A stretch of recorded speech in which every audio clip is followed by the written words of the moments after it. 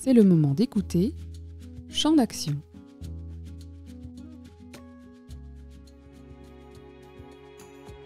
Champ d'action, le podcast qui défriche l'agriculture.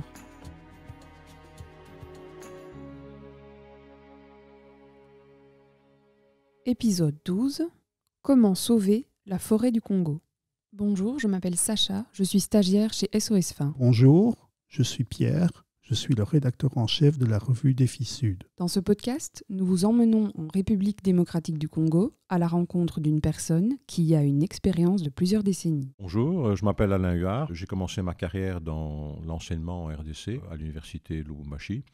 Et j'ai évolué dans le secteur agricole et forestier. Progressivement, je me suis intéressé à l'environnement avec des employeurs divers. Aujourd'hui, je supervise les projets liés à l'Union européenne autour des aires protégées. Je vous présente Congo Peuple Forêt. C'est un livre de 235 pages, grand format, dans lequel j'ai voulu présenter les gens qui vivent au Congo, les communautés paysannes, mais dans leur environnement forestier. Donc j'ai voulu d'abord que ce soit une rencontre émotionnelle, une rencontre par la beauté, par l'émotion, par la découverte, une rencontre de tous ces gens qui vivent là dans ce petit immense pays, et donner aussi une autre image du Congo. Ce n'est pas le Congo de Kinshasa, c'est le vrai Congo de l'intérieur. Ce livre veut donner une simple réalité des choses. C'est comme ça qu'est le Congo. Il y a un chapitre sur les transports, il y a un chapitre sur les marchés. On voit clairement comment les gens vivent. Donc d'abord, c'est restituer comment fonctionne ce Congo rural aujourd'hui. Le livre va aborder où est-ce qu'on en est aujourd'hui, quelle est la situation, quelles sont les menaces. L'aspect démographique est largement abordé. Et puis l'aspect même immigration vers le nord est abordé à plusieurs endroits. L'aspect coopération, collaboration, développement. Il y a tout un chapitre à la fin qui parle de ça. Il faut que le lecteur ait envie de le lire et finalement de se rendre compte que, eh bien oui, le bassin du Congo est le premier poumon de la planète, poumon terrestre, parce que par rapport à l'Amazonie ou à l'Indonésie, c'est le dernier bassin qui est encore fonctionnel et opérationnel. Il est menacé, c'est vrai, mais il est encore largement intact. Qu'est-ce qui va arriver à cette forêt si rien n'est fait pour la sauver? Tous donnent un scénario où en 2100, cette forêt aurait disparu à 80%. Alors, si cette forêt a disparu à 80%, c'est la pluviométrie du continent africain, on va dire presque l'ensemble du continent africain au sud de Sahara, qui va être impacté, parce que cette forêt, c'est une énorme éponge qui conditionne la pluviométrie dans tous les pays limitrophes de la RDC, du Gabon, du Cameroun, etc. Donc ça veut dire qu'à ce moment-là, il y aura des conditions de crise climatique très importantes pour les agriculteurs, puisque 80% des gens vivent de l'agriculture dans cette région, et donc ces gens, s'ils ne savent plus cultiver, ils devront bouger. Donc finalement, le phénomène Sahel qu'on a connu ces 20-30 dernières années, qui a beaucoup préoccupé l'Europe, et sera une petite expérience par rapport à ce qui risque de se passer à ce moment-là, puisque ce seront des centaines de millions de personnes qui devront migrer coûte que coûte. Il faut essayer de prévenir cette situation, parce que au Congo, plus de 90% de la déforestation est liée à la petite agriculture non mécanisée, à savoir le paysan qui, avec sa machette, coupe les arbres pour cultiver, parce qu'il y a une fertilité dans le sol qui lui permet d'avoir des rendements satisfaisants. Et comme il n'est pas encadré, comme il n'y a personne qui vient lui dire « Tiens, écoute, essaye de sédentariser ton système, plante des arbres fruitiers, plante du cacao, du café, etc. » Comme il n'est pas encadré, comme l'État est assez absent, ce système continue. Ce système continue et donc il faut trouver des mécanismes pour contrer cela. Alors, les projets de coopération, dans une coopération classique, où un financement vient avec des coopérants qu'on a engagés pour amener des solutions alternatives et où on vient encadrer les paysans en leur disant « il ne faut pas faire comme ça, il faut faire comme ça ». Bon, ces projets ont une durée de vie limitée et ont des impacts limités. Comment les Congolaises et les Congolais peuvent-ils vraiment créer leur projet de sauvegarde de leurs terres et de leurs forêts? Il ne faut pas oublier que les paysans congolais, quand on vient leur rendre visite, la première chose qu'ils disent pour vous remercier, ils disent « Merci d'être venu nous voir, merci de nous avoir écoutés, merci d'être venu voir ce qu'on fait, d'avoir compris comment nous vivons. » C'est ça dont ils ont besoin en premier lieu, d'être dans ce mécanisme-là. Ça veut dire que si je prends l'exemple de la famille qui a brûlé son champ pour pratiquer l'agriculture itinérante sur brûlis, on leur dit « Ah ben bien, c'est très bien, vous avez brûlé, vous cultivez. Ah ben écoutez, on va essayer de stabiliser votre situation, on va apporter des semences d'arbres fruitiers, on va apporter ceci, cela, et on essaye de se greffer sur quelque chose qui est existant, mais de lui donner une certaine autre orientation. » Et donc, Au moment où vous ne dites pas aux gens c'est mauvais, c'est pas bon, je sanctionne, il faut faire autrement, je vous regroupe autrement, je vous organise d'une autre manière, ce que font classiquement les projets, là on est sur un schéma, ok, on est chez vous, vous avez fait ceci, nous le respectons, mais nous allons essayer de travailler avec vous pour que l'année prochaine ou l'année d'après, vous n'allez plus brûler une autre parcelle, mais que vous soyez bien implanté là où vous avez commencé. Donc pour moi, ce qui compte, c'est l'écoute, l'observation. C'est de voir ce que font les gens, de comprendre pourquoi ils le font. Et puisqu'ils sont extrêmement pauvres, ils n'ont pas forcément la possibilité de faire autrement. Et donc, pour moi, ce qui compte, c'est l'humilité. Et c'est pas de venir au lance-pierre, je prends un avion, je viens voir ce qui se passe pendant 2 jours, je regarde ce qui se passe, je reviens, je rédige mon projet à Bruxelles ou à Kinshasa, et puis j'ai compris le monde rural parce que je suis venu voir et j'ai organisé une petite rencontre rapide avec les paysans. Une des solutions longtemps proposées aux paysans est l'agroforesterie. Cela n'a pas fonctionné jusqu'à présent pour sauver la forêt. Pouvez-vous nous expliquer pourquoi ? L'agroforesterie, c'est je plante des arbres sur par exemple une savane ou un sol pauvre, et après 10 ans, je peux exploiter ces arbres pour du bois énergie. Après, quand j'ai coupé ces arbres, je peux cultiver, le sol s'est enrichi, et donc j'ai du bois énergie et j'ai un bénéfice dans l'agriculture. Mais quand vous faites ce travail, ça vous coûte quand même, on va dire, un petit 600, 700, 800 euros l'hectare pour faire ce travail d'agroforesterie. Alors, cette agroforesterie existe au Congo depuis 40 ans. Elle occupe des espaces comparables à 20-30 000 hectares, donc on est sur des chiffres significatifs, mais il n'y a pas de changement de paradigme. Il n'y a pas une dynamique permanente. Les gens qui finalement coupent leurs arbres après 10 ans ne replantent pas forcément. Donc il y a un déficit d'appropriation. Une technique qui est vraiment très intéressante, qui occupe les gens, qui mange l'argent des bailleurs aussi, parce que ça coûte assez cher de le faire à grande ampleur, qui satisfait tout le monde, qui satisfait l'œil d'un technicien quand il va sur le terrain. Au bout du compte, après 30-40 ans, cette méthode ne semble pas avoir conquis les gens de manière définitive. Qu'est-ce que vous proposez comme solution alternative ?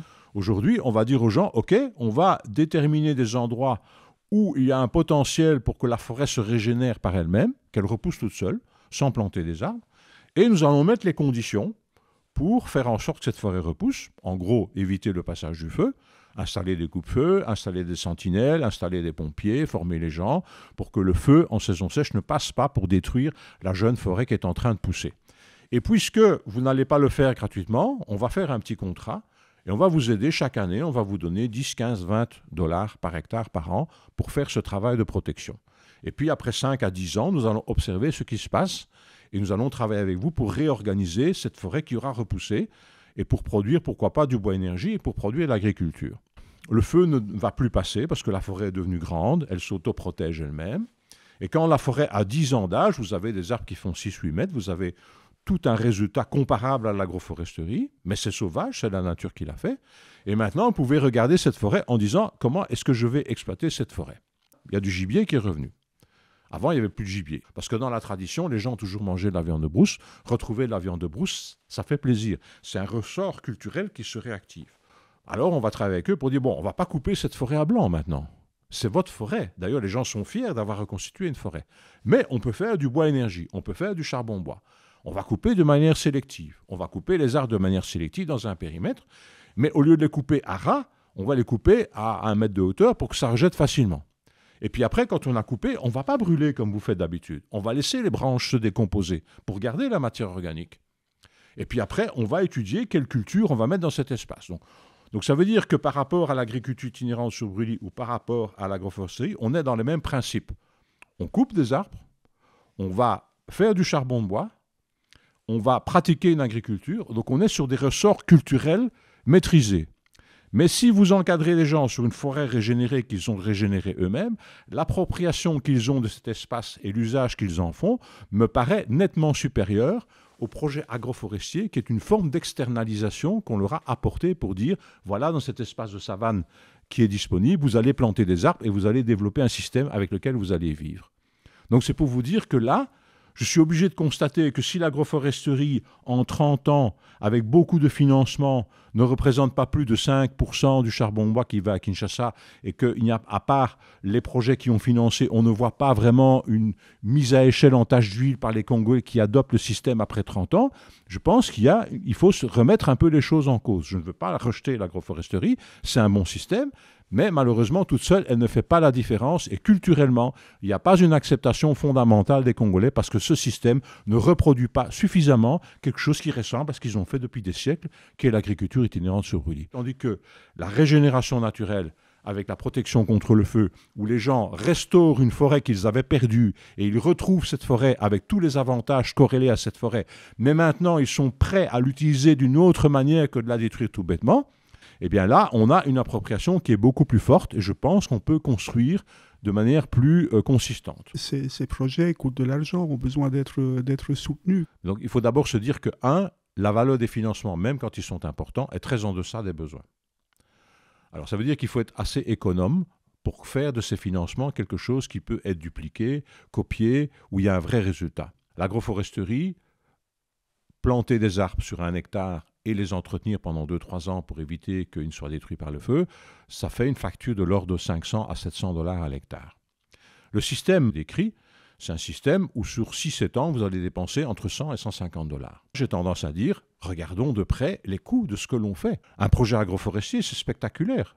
Vous amenez un bailleur de fonds visiter un endroit où on plante, il va avoir les yeux, il va en avoir plein les yeux. Mais quel est l'avenir de ces projets de plantation une fois que le projet s'arrête? La réponse est que le plus souvent, les gens vont couper, vont exploiter le bois et puis ils ne vont plus replanter. Donc on n'a quand même pas une visibilité exceptionnelle sur ce que font les gens après financement qui était très coûteux. Et on peut arriver, pour moi, à des solutions beaucoup plus économiques où en termes de coût à l'hectare, on est beaucoup plus bas que des projets relativement coûteux. Et deuxièmement, on peut avoir un degré d'appropriation plus poussé par les bénéficiaires, par les paysans, et à la condition, comme le fait SOS FIN, de travailler dans un système des organisations paysannes où on ne travaille pas avec des individus, mais on travaille avec des organisations qui, quelque part, capitalisent les acquis et les dynamisent dans leur système. C'est une sorte de décentralisation, une confiance au fait que dans ce pays-continent, il y a des communautés dans des régions qui ont une forme d'organisation à laquelle il faut faire confiance. Oui, tout à fait. Donc d'abord, d'une part, la dynamique d'une restitution multi-étagée, locale, provinciale, régionale, nationale, c'est seuls les paysans qui l'ont. L'État dans ce pays est failli et son administration n'est pas capable de faire ce travail. Donc si vous ne travaillez pas dans le système paysan, vous êtes à côté.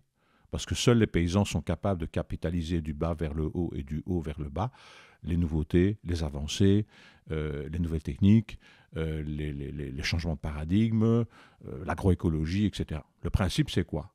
C'est que quand vous développez des projets locaux où quelque part l'État est associé, puisque quand il y a un bailleur de fonds, il y a toujours quand même un degré où on a fait avec l'État, puisque ce sont des coopérations, la question devient, même si on fait des choses très bonnes, moyennes ou pas bonnes, comment est-ce qu'on capitalise les échecs et les réussites à la fin d'un projet?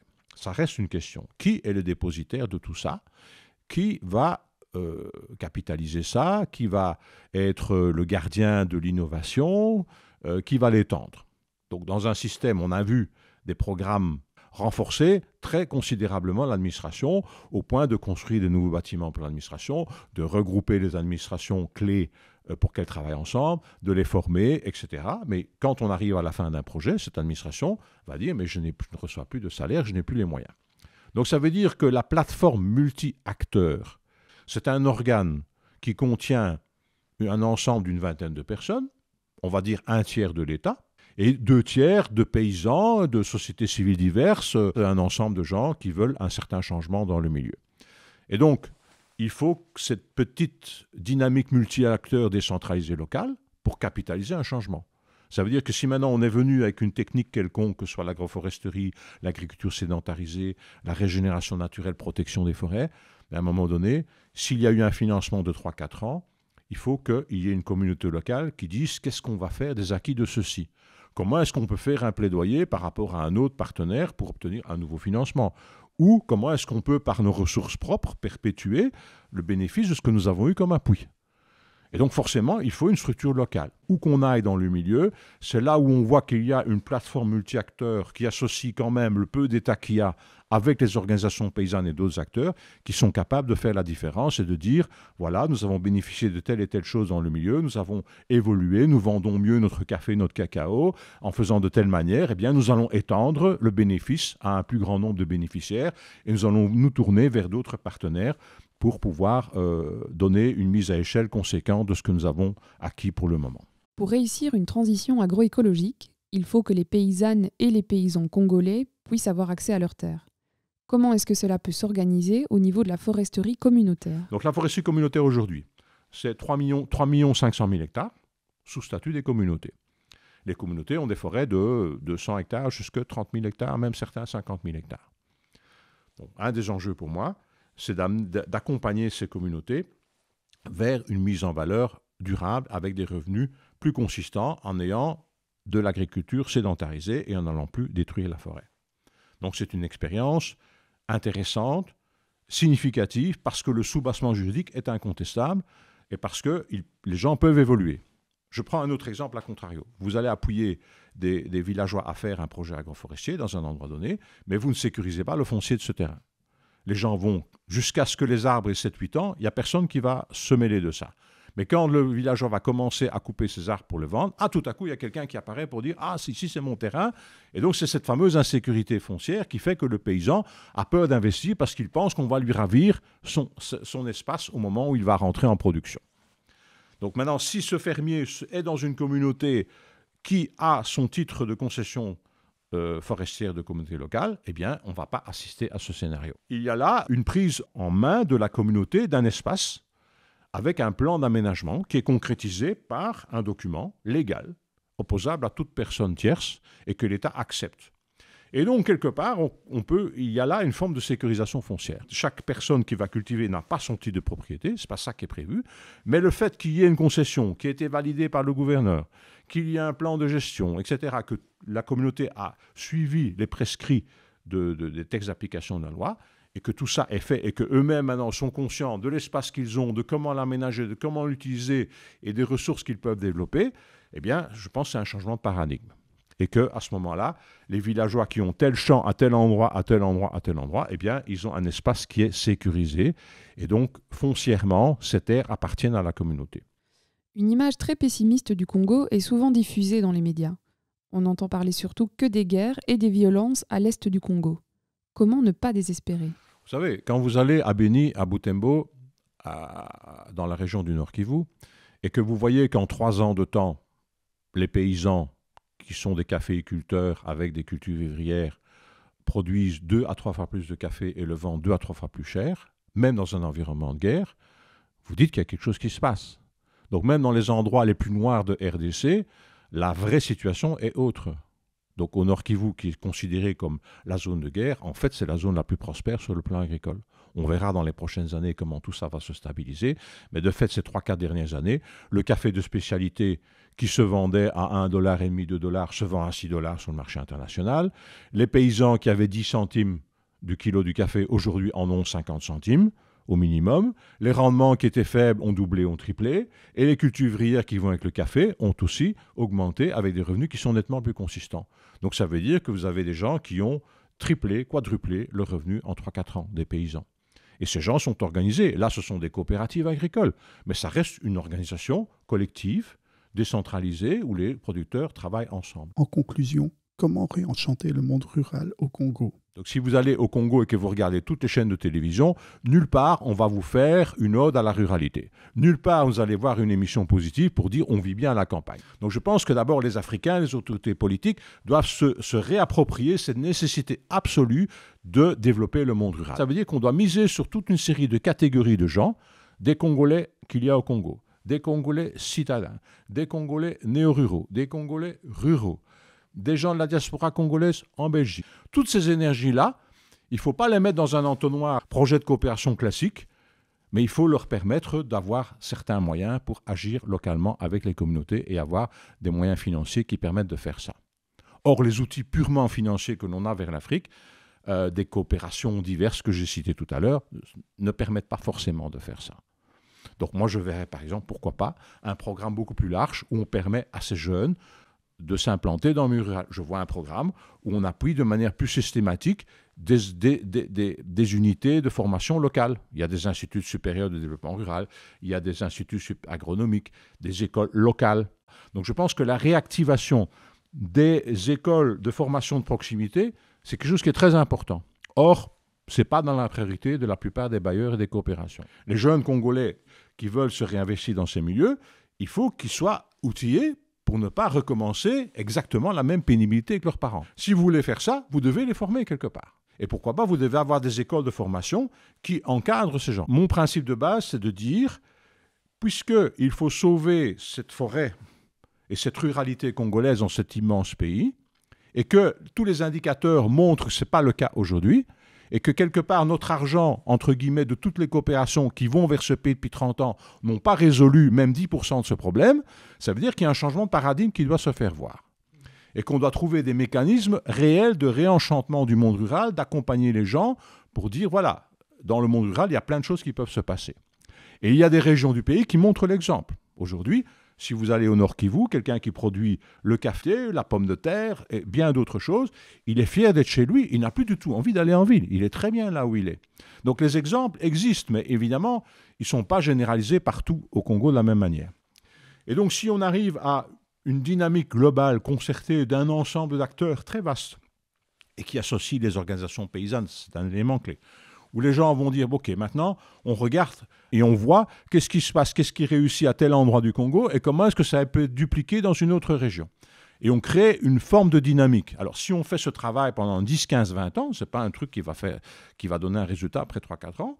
Si on fait de sorte que des projets de coopération ne sont plus de silos de 3-4 ans, on appuie les gens et puis on disparaît complètement, mais qu'on est dans une forme de continuité. Donc si on met des ingrédients de coopération qui accompagnent cet investissement de ces jeunes dans leur milieu, qui redeviennent des ressources intellectuelles qui sont capables d'aller vers un changement de paradigme, qu'aller vers un processus de changement qui fait qu'on rompt avec l'agriculture sur brûlis et on est plutôt dans un système agroécologique et de protection de la forêt, on n'aura pas un schéma en 2080, en 2100 de 80% de la forêt détruite. Ça pourrait ne pas coûter très cher si on le fait de manière intelligente. Parce que les flux financiers sur le Congo en matière de projets de coopération, tout confondu, Banque mondiale, Union européenne, Nations unies, etc., sont croissants. Mais est-ce que le résultat sur le terrain est à la hauteur? Donc, quelque part, il faut pouvoir regarder ça de cette manière-là et de faire en sorte que cet argent-là soit mieux utilisé et qu'il y ait vraiment une dynamique d'appui à cette ruralité, toutes formes confondues, avec toutes sortes d'acteurs qui peuvent se réinvestir dans le milieu rural. Champ d'action est un podcast proposé et réalisé par SOS Fin. Pour approfondir la thématique de cet épisode, rendez-vous sur www.sosfin.be.